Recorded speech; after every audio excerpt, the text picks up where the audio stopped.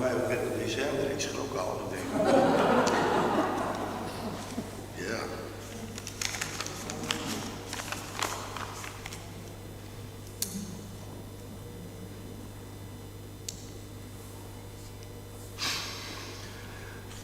Goedemorgen gemeente, hartelijk welkom in deze dienst. Ook zij die met ons verbonden zijn via livestream. De bloemen die gaan als groet van de gemeente naar de familie Wiersma de Jong van de Kammingeweg 1. Ook gaan de bloemen als groet van de gemeente naar Andries van der Kooi uit Hitsem. Hij kreeg een nieuwe heup en is weer thuis.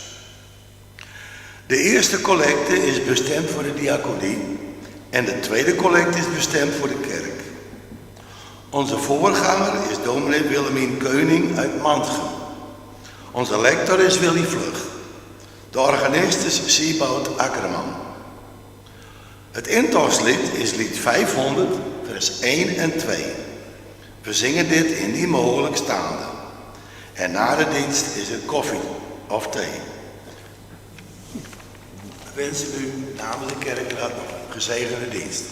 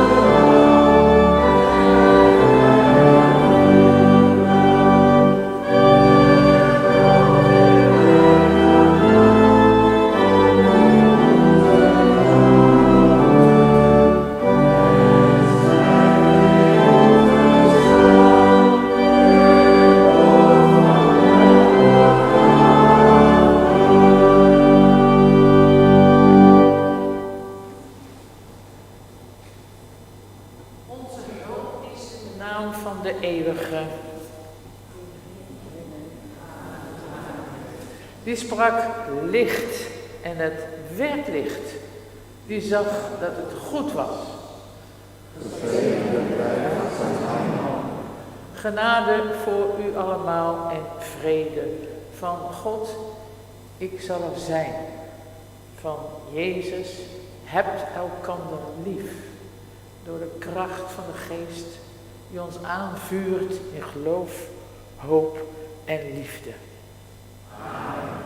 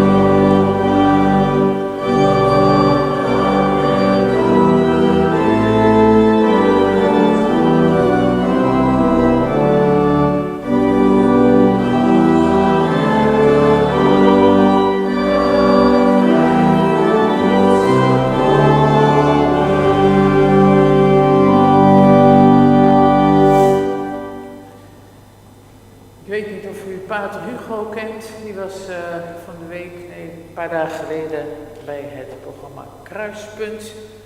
Dat is een katholieke broeder die alleen woont in een kerkje in Noord-Friesland, nee Noord-Groningen, Waffen geloof ik. En die neemt dan met ons allemaal de katholieke feestdagen door, daar weten we heel weinig van. En toen werd ik er weer aan herinnerd dat 28 december, dus een week geleden, het feest is in de katholieke kerk van en niet alleen daar, ook in de Oosters-orthodoxe kerken, van de heilige onnozele kinderen.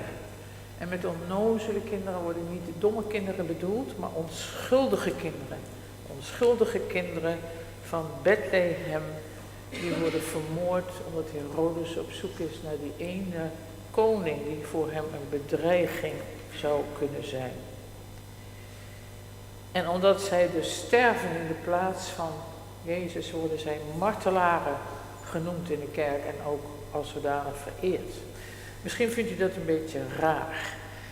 Nou, het lied dat we voor aanvang van de dienst zongen is een lied van Joost van der Vondel. Komt uit het toneelstuk De Gijsbrecht. En dat toneelstuk werd voor het eerst opgevoerd in het begin van de 17e eeuw. En het was een tijd waarin heel veel kinderen stierven. En daarom ook zijn eigen kinderen van Joost van der Vondel gingen een paar van dood. En dat verbond hij dan weer met het feest van de martelaren. En dat vinden wij misschien een beetje raar. Dat staat misschien wat verder van ons af.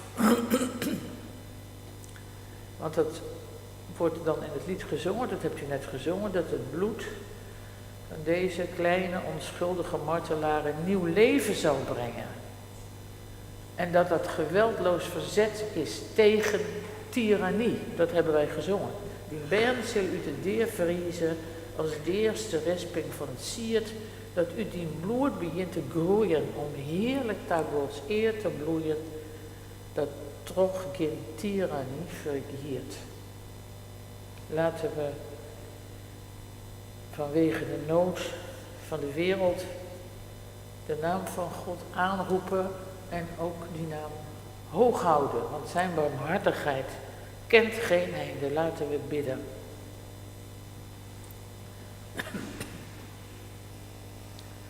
God, in uw licht zien wij het licht, want zelf zijn wij blind. Doe ons kijken door uw ogen en handelen door uw handen en voelen met uw hart al die onschuldige mensen, geminacht, gereduceerd tot cijfers, tot statistieken, tot dieren die je af kunt slachten, die we zomaar even gespuis noemen of tuig van de richel, of mensen die onze welvaart komen opeten. Maar, en toch, al die mensen, geschapen naar uw beeld en kostbaar in uw ogen, uw liefste mensen. Kijk uit onze ogen. Maak onze harten zacht en ontferm u over ons. Zo bidden wij samen.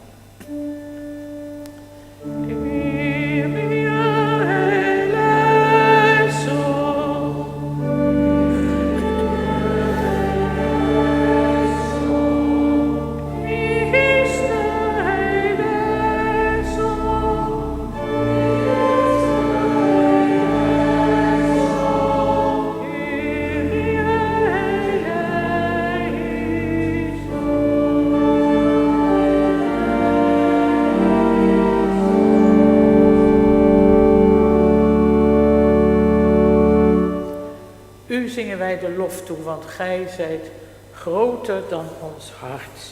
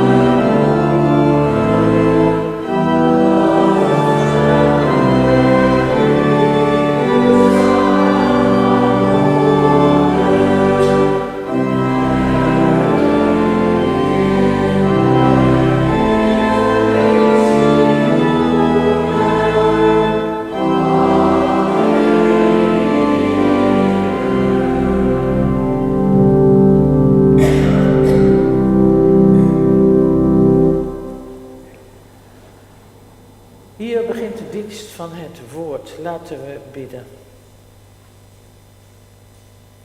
Gij die in ons bondgenoten zoekt, die tot ons spreekt door Mozes en de profeten, door het meisje Maria, door hen die ons voorgingen. Wij bidden om open oren en een besneden hart. Keer ons om naar uw stem die ons blijft aansporen om woorden in daden om te zetten, om gerechtigheid te doen. Aan hen die op deze aarde niemand hebben die voor hen opkomt.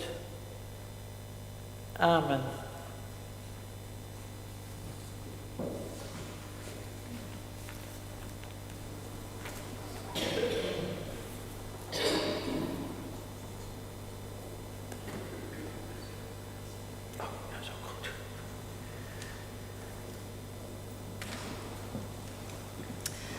Hoor dan nu het woord van de Heer. 1 Koningen 19, vers 11. De Eeuwige zegt tegen Elia: ga naar buiten en ga op de berg staan voor het aangezicht van de ene. En hij, de ene, gaat voorbij. En na hem komt een enorme storm. Een storm die bergen verscheurt en de mensen doet verdrinken. Maar de Eeuwige is niet in die heftige storm. Dan is er een aardbeving. En ook daarin is hij niet. Na de aardbeving komt er een vuur. En ook daarin is de Eeuwige niet. Na de aardbeving komt er een geweldige overstroming. En ook daarin is de Eeuwige niet. Na de overstroming is er de stem van een zachte stilte. We zingen lied 65, vers 1.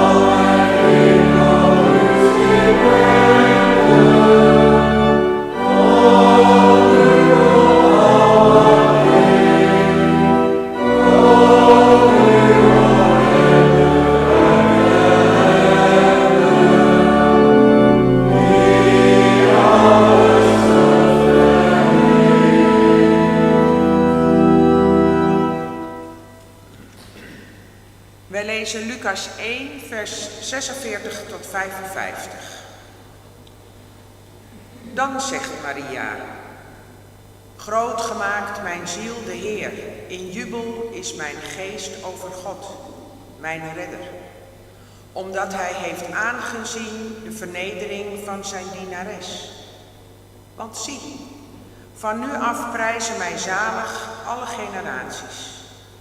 Omdat grote dingen aan mij gedaan heeft. Hij die machtig is, heilig is zijn naam. Zijn ontferming is tot in generaties en generaties over wie hem vrezen. Hij betoont kracht met zijn arm, hoogmoedigen met de plannen van hun hart, hij slaat ze uiteen. Hij stoot machtigen van hun troon en vernederden verhoogt hij. Hongerlijders vervult hij met alle goeds en rijken zendt hij ledig heen. Hij neemt zich zijn knecht Israël aan. Hij blijft zijn ontferming indachtig, zoals hij tot onze vaderen heeft gesproken, voor Abraham en voor zijn zaad, tot in eeuwigheid. Wij zingen lied 72, vers 1 en 4.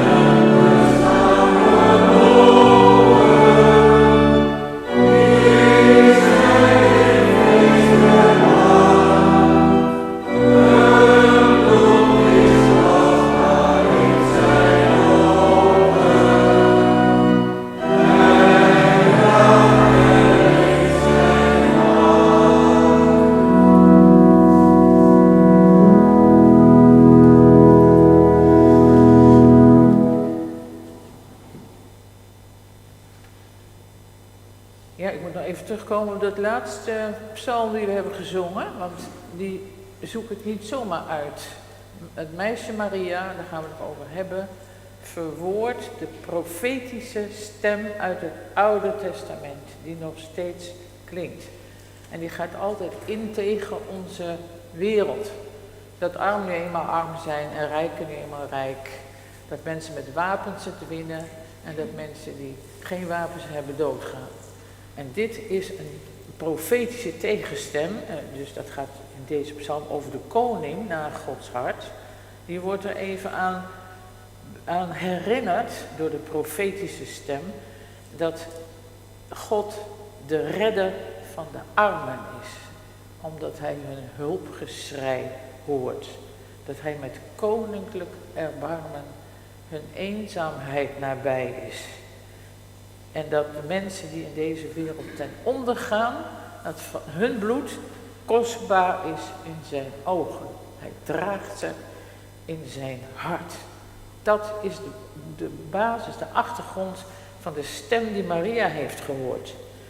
Gemeente van Christus. Aan het eind van het vorige jaar, alweer een paar dagen oud, las ik dat hoe heet dat ook weer, verkiezing van het woord van het jaar, uitgeschreven door Van Dalen, dit jaar niet door was gegaan, want ook daar was alweer polarisatie over.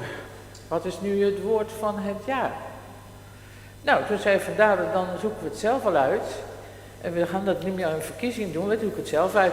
Polarisatie, dat is dus het woord van het jaar 2023. Als dat wordt gezegd, dan is het toch wel aardig, want het woord valt zo vaak. Wat bedoelen we eigenlijk met polarisatie? Ik weet niet, want daar kun je weer een heleboel betekenissen aan geven, maar ik versta daaronder dat er twee polen zijn en dat wij daartussen zitten en dat wij ons daar niet prettig bij voelen, want wij moeten kiezen, denken wij. En wij willen dat dus graag oplossen, die spanning. Hoe doen wij dat? De eerste mogelijkheid is vaak dat wij kiezen voor één van beide polen. Iemand is goed of slecht. Onze vriend, die zich wel eens ook als onze vijand gedraagt. Ja, wat is die nou? Is je nou vriend of vijand? Moeten we kiezen. We zijn boos of verdrietig. Dat we allebei tegelijk kunnen zijn, dat komt niet altijd in ons hoofd op. En toch is dat zo. Want boosheid, woede is gestold verdriet. Je zou kunnen zeggen verwaarloosd verdriet. Er is nog een mogelijkheid, en die kiezen we ook vaak, dat je niet kiest tussen die twee polen, maar dat je daartussen gaat zitten, daartussenin, lekker veilig. Dan ben je zogenaamd onpartijdig. Dan ben je vlees nog vis. Bisschop Tutu, God hebben zijn ziel, letterlijk, die zei het zo: als een olifant zijn poot optilt om een muis te vermorzelen, dan is de olifant blij. Als jij dan onpartijdig aan de kant blijft staan, dan is de olifant blij, maar de muis is dood. Dan ben je dus ook mede verantwoordelijk, dat was de boodschap, voor de dood van de kleine muis. Wat dan? Als daar geen oplossingen voor zijn, ik weet het ook niet, maar ik leg mijn oor te luisteren bij de Bijbelse verhalen. En daar vind ik iets, een soort van een woord wat niet kan. Daar vind ik iets van zachte hardheid. Hardheid is wel duidelijk ergens gaan staan, maar daar zit zachtheid onder. Elia is een profeet, daar hebben we over gelezen, over dat gesprek van God met Elia. En ik kom in het gewone leven heel veel Elia's tegen, ook in mezelf trouwens. Elia krijgt altijd, zoals een profeet dat krijgt, een onmogelijke opdracht van God. Ik weet niet of u wel eens een opdracht van God hebt gehad. Dat weten wij nooit zo goed, hè? Of dat van God komt of niet. Soms denken we dat het toch zo is. In ieder geval geven we ook onszelf vaak opdrachten. Bijvoorbeeld in de kerk, in het vrijwilligerswerk, betaald werk thuis. Dan gaan wij een vereniging redden, of de kerk boven water houden, of de buurt verheffen. En dan gaan we lekker aan de slag, net zoals Elia, maar het lukt niet. De mensen werken weer eens niet mee, ze hangen allemaal achterover. De omstandigheden zijn slechter dan ooit en de kas is ook al leeg. Kunt u mij verstaan? Oh, nou, misschien moet u dan even ergens anders gaan zitten, want ik ga niet harder praten, want dan gaat dit niet goed. Misschien hiervoor zitten, want dan heb je de speakerbox, dan kan je beter horen. Nou ja, het is aan u. Het is aan u. Ik kan dat niet verhelpen nu, maar ik werd even afgeleid doordat ik zag dat er iets niet goed ging. Het is niet anders. Dus de ervaring dat wij heel hard werken en dat het niet lukt. Wij voelen ons dan net als Elia, slachtoffer. De klaagzanger van Elia in dit hoofdstuk van Koningen. Als u tijd hebt vandaag of morgen moet u dat hele hoofdstuk maar eens doorlezen, want er zit eigenlijk ook wel humor in. Met een enige zelfkennis als ik het lees. En Elia die heeft zo zijn best gedaan, maar iedere keer weer herhaalt hij het refrein van het slachtoffer. Uw volk heeft uw verbond verlaten en ik sjouw me rot, maar ze werken niet mee, ze luisteren niet. En dan ben ik alleen overgebleven. En nou moet ik u uitvoeren wat van u moet. En alsof dat niet genoeg is, dan willen ze hem ook nog dood hebben. Dat is ook wat. En daarvoor had Elia ook al zo vaak een opdracht gekregen, aan hem aangegaan, God aangegeven, dat het zo niet langer kon. Hij wil dood namelijk. Dat wordt ook beschreven in dit hoofdstuk. Hij gaat in de woestijn liggen en hij wil niet meer drinken. Ja, dat is inderdaad in de woestijn zelfmoord. Maar God laat hem niet met rust. Hij roept hem steeds weer van zijn plek. En hij reserveert geen hotel voor Elia om eens lekker uit te rusten. Hij stuurt hem terug naar waar hij vandaan komt. Terug naar zijn opdracht. En met zijn tong op zijn schoenen laat Elia zich steeds weer verleiden om... En vandaag is hij dan op aanwijzing van God in een spelonk aangekomen. Misschien mag hij nu even uitrusten, maar nee.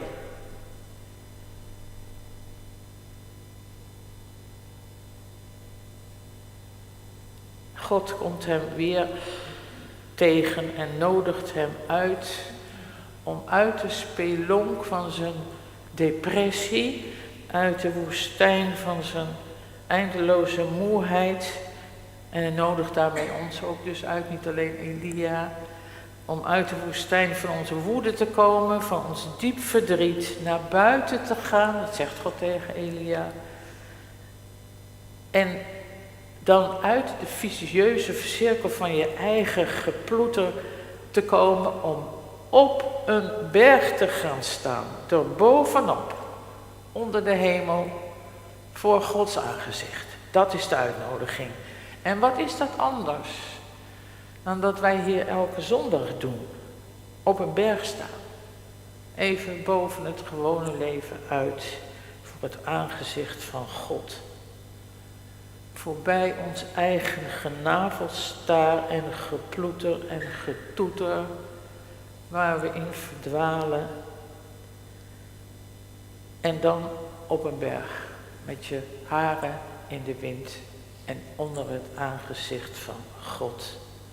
Een mens met een hele geschiedenis, met grote gaven, met charmante tekortkomingen, met fouten en gebreken en soms zo gedesillusioneerd dat je die uitnodiging niet eens meer wilt horen.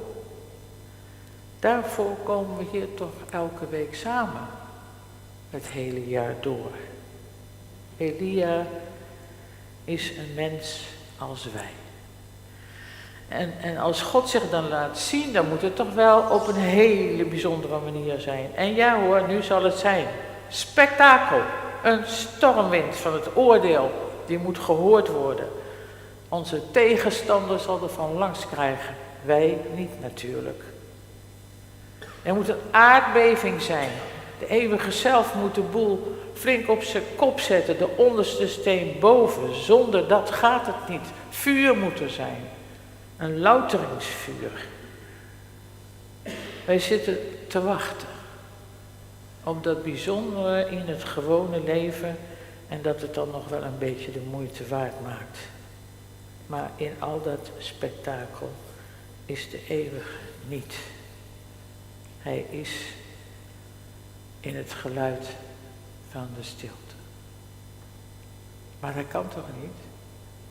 Want bij stilte is toch geen geluid? Nou ja, er zijn hele mooie vertalingen van deze passage. Stem die de stilte niet breekt dan? Ja, dat kan ook niet, want de stem breekt juist wel de stilte. In de Nederlandse Bijbelvertaling van nu staat er gefluister van een zachte bries. Nou, dat kan echt niet. Want dat staat er gewoon niet. En bovendien is Elia nu geen vakantie aan het houden in een bungalowpark. Daar hoor je dat gefluister van een zachte bries. Maar een stem die de stilte niet breekt, dat heb je toch nog nooit meegemaakt. Het gaat dus, denk ik, om een tegenstelling die niet bestaat. Iets wat wij niet kennen. Iets wat boven onze wereld uitgaat, onze ervaring. Maar naast Elia staat vandaag het meisje Maria. Ik heb haar meegenomen, het is een icoon. En die icoon heet officieel in de Oosters-Orthodoxe Kerk. Ik heb hem een beetje bij de kaars gezet, dat ze ook een beetje verlicht wordt. Maar ik zal hem nu voor de mensen een beetje draaien. Zij heet in de traditie de moeder gods van tederheid. En de moeder gods van tederheid ligt altijd met haar wang tegen de wang van het kindje aan. Het is een lieve, zachte weergave van een meisje. Tederheid, zachtheid. Maar is dat alleen maar zachtheid? In de liefde kan je toch nooit alleen maar zacht zijn? Moet je soms toch ook hard zijn, of duidelijk? Liefde geeft toch grenzen aan? Tot hier en niet verder. Dit wel, dat niet. Dat geldt bij de opvoeding van kinderen, maar toch ook in relaties tussen volwassen mensen. Heeft iemand jou gekwetst? Was je moeder vroeger niet altijd of nooit in jouw herinnering warm en zacht voor jou? Heb je je vader gemist? Dan moet je even bij zo'n icoon stil gaan zitten of staan en daar eens even goed naar kijken. Het liefst met een kaarsje erbij. Dan weet je, dan voel je, dan zie je dat die zachtheid bestaat. Ook voor jou. En ook in jou. Dan kan je daar weer een beetje bij. En denk aan mensen die wel zacht en warm voor jou zijn geweest. Kunnen je ouders zijn, maar ook andere mensen of vrienden. En denk aan die mensen en voel hoe dat voelt. En bewaar die mensen in je hart. Vorig jaar ging de publieksprijs van de NS naar het boek van Adriaan van Dis, naar zachtheid en een warm omhelzen. Heeft iemand het gelezen? Ik raad het u aan. Adriaan van Dis is 77 jaar inmiddels, geen makkelijk leven. En nu ontdekt hij de bron van troost en warmte van lang geleden. Ommie, de huishoudster van zijn opa, waar hij naartoe moest omdat het thuis niet ging om allerlei redenen. En daar was Ommie. Voor Van Dis is zij, als hij een jongetje is, een moeder. Het boek is een aansporing voor ons allemaal op zoek te gaan naar de mensen die ons hebben gevormd door voor ons een veilige haven te zijn. Van Dis is bijvoorbeeld ook degene die het zo fijn vindt om met openbaar vervoer te reizen, want dan kan je zo gezellig kletsen met elkaar. Dat kan niet meer. Iedereen kijkt naar buiten, zit op zijn telefoon, geen contact. Hij mist dat. Natasja van Wezel, kent u haar? Een Joodse schrijfster, columnist. Die schreef een boek met bijna dezelfde titel, maar op een andere manier met de vraag. Dat is de titel van het boek. Hoe hou je je hart zacht? In deze gepolariseerde tijd zoekt zij een verbinding tussen twee polen die haast niet meer te verbinden zijn. Zij is Joodse en gaat met islamitische vrienden scholen langs, naar de middelbare scholen en de lagere scholen, om kinderen te leren met elkaar in gesprek te blijven, ook als iedereen zegt dat dat niet kan. Helaas krijgt zij voor haar vredeswerk doodsbedreigingen. En ze moet zelfs vrezen voor het leven van haar kleine jongetje van 2. Want er is een stem geweest, een anonieme stem voor de telefoon, die tegen haar zei dat ze daar gauw mee moest ophouden met dat werk. En dat het anders met haar jongetje misschien wel verkeerd af zou lopen. Adriaan van Dis en Natasja van Wezel hebben gemeen dat zij willen verbinden, wat niet te verbinden is. En daar is soms ook hardheid voor nodig. Vijandschap afleggen. Je mond open doen als mensen in jouw aanwezigheid zo over mensen praten dat je denkt, nee, dat kan echt niet. Racistische taal die op lantaarnspalen geplakt is ervan afkrabben. Wij kunnen wel iets. Veel meer dan we denken. Want wij voelen ons vaak zo machteloos. Zijn we niet. Het zit in de kleine dingen. Zachte hardheid. En daarvoor is veel geduld en moed nodig. De keuze is aan ons. Als wij vrede zoeken, dan blijkt die vaak van plastic te zijn. Die vrede sneuvelt al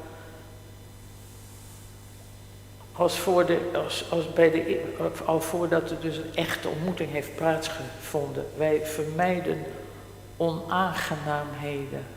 Zeggen, nou, ik doe mijn mond niet open, dan krijg je ruzie. Nou en? U maakt geen ruzie als u protesteert tegen dingen die echt niet kunnen. Als wij onaangenaamheden gaan vermijden, dan komen ze ook niet. Maar hebben we dan ons met elkaar verbonden? Ik denk het niet.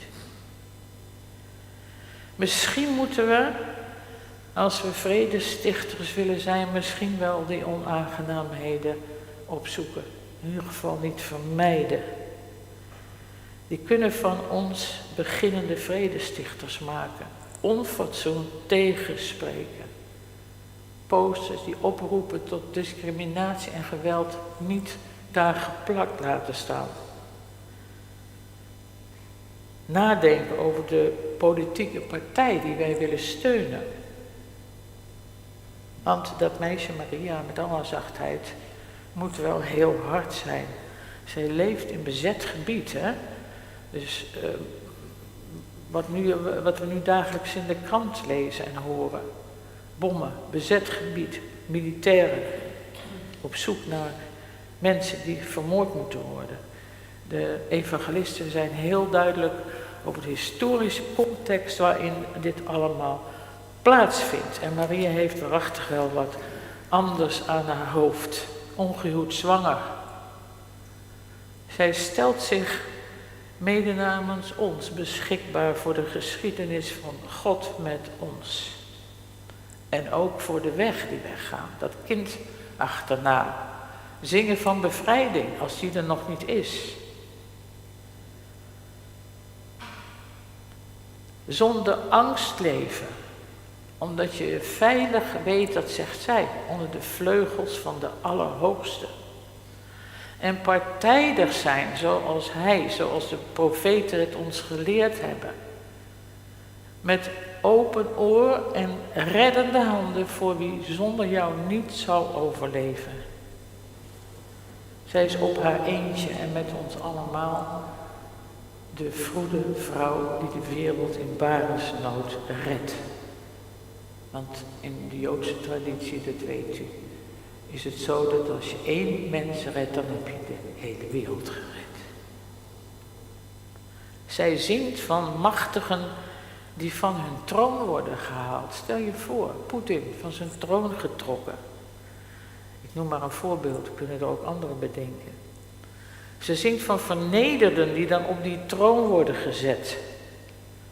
Dat is de wereld omgekeerd. Van rijken die een bankrekening kijken en er staat dan niks meer op. Die is leeg. Want al dat geld is gegaan naar de armen. Die dan niet in hun vernederende toestand meer hoeven te leven. Maar die dan met opgeheven hoofd door de wereld kunnen gaan. Niet meer veroordeeld, niet meer aangekeken, niet meer genegeerd. Maar een mens die er mag zijn. Als dit een politiek programma was, wat Maria zingt, en dat is het, dan is het linkser dan dat van de SP. Het is radicaal de wereld andersom dan ze nu is. En dat kan niet onder dwang van wapens en geweld worden uitgevoerd, maar met de harde, volhardende zachtheid. Dat kunnen wij ook. Maar wij willen meteen resultaat zien. Dat werkt niet. We moeten daarop vertrouwen dat het zo is. God dringt zich ook zelf niet met geweld aan ons op. Wij kunnen hem negeren, die stem van de stilte. We kunnen over hem heen lopen We kunnen hem voor dood verklaren. Door het te zeggen of door te leven alsof hij er niet is. Dat kan ook. Hij is in de kwetsbaarheid van een mens. Die daar geen woorden aan kan geven. Maar die, als je goed kijkt, in een gezicht kan lezen. Hij is in de stom geslagen mond van mensen. Die verpletterd worden door verdriet. Armoede. Door niet gezien worden. Wel kan je vol zijn van zijn aanwezigheid. En daarin is dan de eeuwige in het gewone geluid dat altijd om ons heen is. Maar dat we niet meer kunnen vernemen omdat we zelf zoveel kabaal maken. In onszelf en ook om ons heen. Daarin is de eeuwige in het fluisterend geheim dat we hebben meegekregen. En dat we altijd met ons meedragen, maar dat bedolven is geraakt. Onder het puin van het zogenaamde ongeheim. De zogenaamde naakte feiten, de rekenmachines, de statistieken, de getallen. Die verhullen dat het hier om mensen gaat. Mensen als wij. Geschapen naar het beeld van God. Net als wij.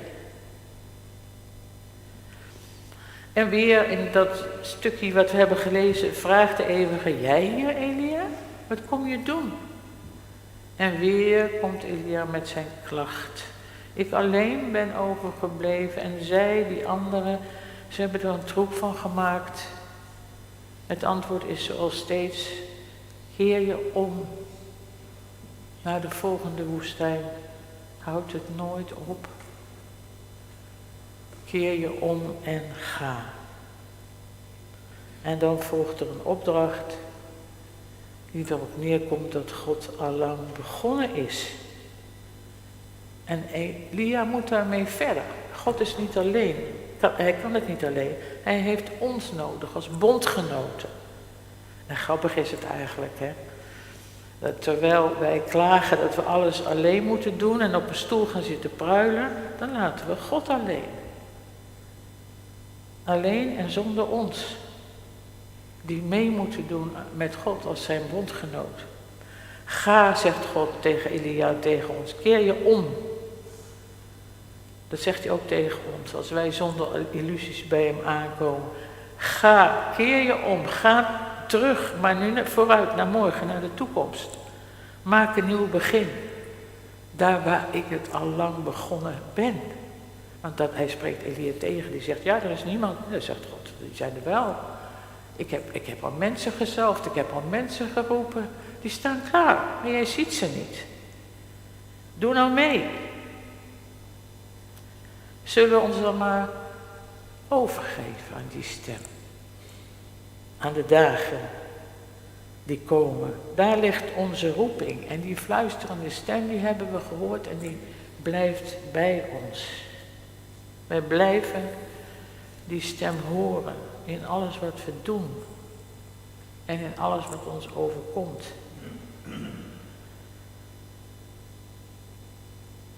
En midden in al die bezigheden van ons steeds opnieuw die stem van God. Die zegt, en wat doe jij hier? Wat doe jij hier? Dan zal ons antwoord zijn, Heer, ik zal ook morgen bij u blijven. In het stille leven van de gewone dingen die niet meer gewoon zijn. Als gij ze bewoont en vervult met uw stilte, die alles goed maakt en mooi. Zo zal het zijn.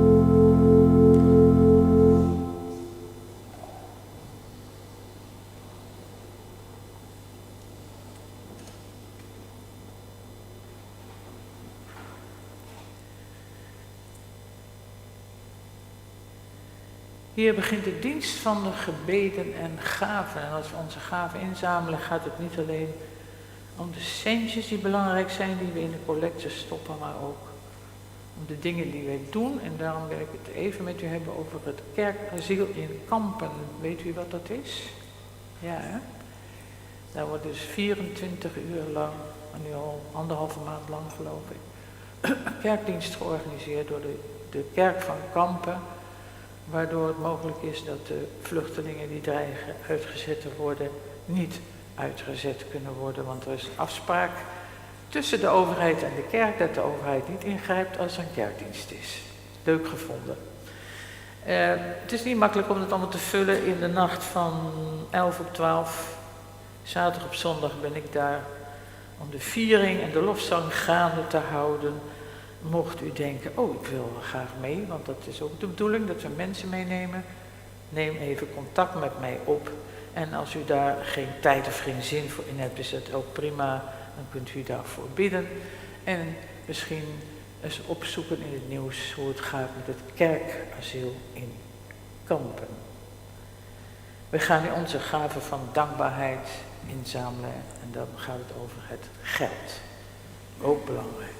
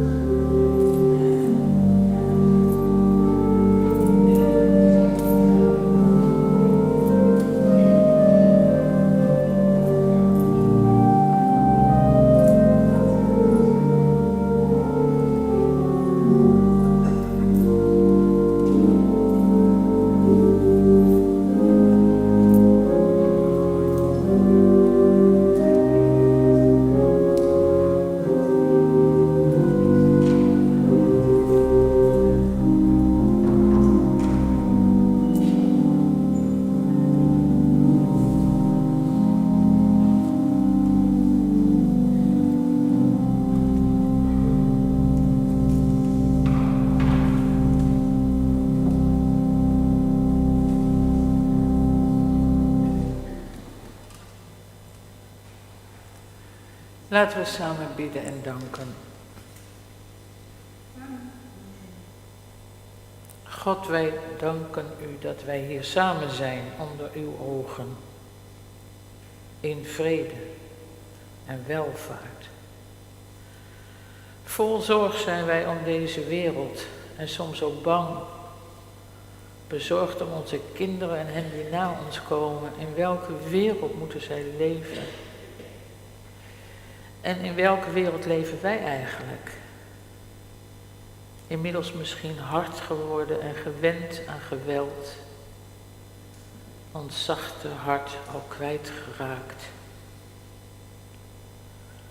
Bekeer ons hart en maak ons tot bondgenoten die gij zoekt, uw allerliefste mensen. Wij bidden om het onnoemelijke lijden van uw kinderen in Gaza, in Oekraïne, in Sudan en waar ook ter wereld. Wij bidden om de mensen in Israël, in Rusland, in andere landen waar criminele leiders hun volk isoleren en misleiden. Gij die ons hebt gezegd wat leven is, te doen wat goed is, recht, elkaar bevrijden. Gij die dit woord ons ingegeven hebt, een bron van kracht en moed en zeker weten. Gij die het licht in ons geschapen hebt, dat niet de duisternis ons overmeestert. Dat niet het laatste woord is aan de dood. Gij die tot hier ons vasthoudt in het leven, gij die ons afgestemd hebt op uw stem. Gij die ons hebt geschapen naar u toe. Gij die ons zocht, nog voor wij om u riepen. Gij die gezegd hebt dat gij ons zult vinden. Wij roepen u de naam toe van één mens, uw mens, van deze aarde, uw geliefde. Geef ons van uw stille vrede, die alle verstand te boven gaat.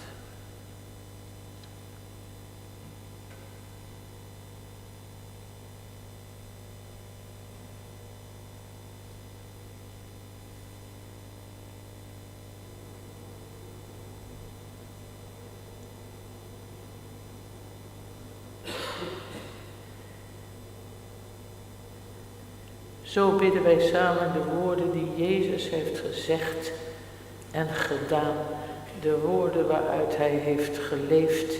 De woorden die hij ook aan ons heeft doorgegeven als zijn laatste testament. Zo bidden wij samen.